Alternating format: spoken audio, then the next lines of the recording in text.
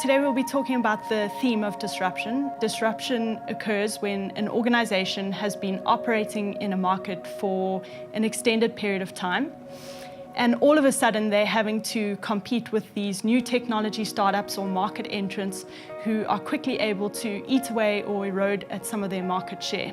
Incumbents need to change ways of working. They can no longer afford to work in the way that they've always been working.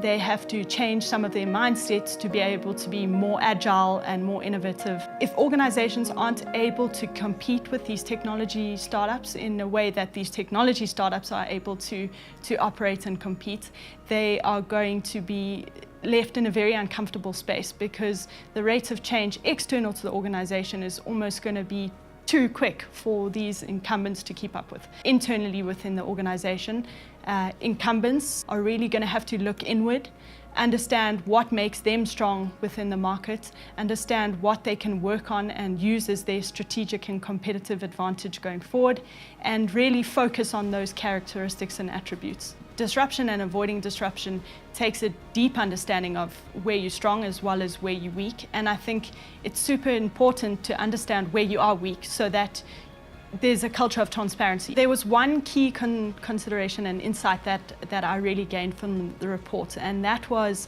organizations saying that they are not going to be disrupted whatsoever. A significant percentage of that may be attributed to organizations who feel that they are digitally mature and therefore don't have to worry about disruption or being disrupted. But I think really it is an ongoing process. Disruption is also ever-changing. It's not necessarily only one thing and it'll only ever be within a certain scope. I think it changes as technology advances, as people's capabilities advance. So first and foremost, acknowledge that disruption's here to stay. Really build that transparency and understanding throughout your organization. So not to be afraid of the change, but to really use the change almost to your organization's advantage. I think a key standout is that in the age of disruption, I think organizations really need to look towards their customer for their own transformation. So understand, what makes their customer unique, what is their customer looking for in the market, what are some of their unmet needs, and how can the organization better assemble itself to be able to work towards meeting those needs. Being able to meet those needs better than competitors is really where the sustainable competitive advantage lies for organizations. Organizations need to be brave.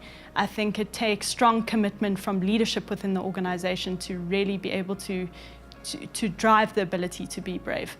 And within that forms a whole cultural aspect of, being okay, making, failure and learning from failure or failing forward acceptable, being a little less risk averse and open to change. It's about being brave because we have a process and we can trust that process. And by trusting that process and working openly and together as a team, we can overcome a lot of those difficulties. I would definitely encourage you to download the report. I think we're living in increasingly exciting times, which are also challenging, but in that there is a key opportunity to build change resilience, which I think is key for organizations going forward.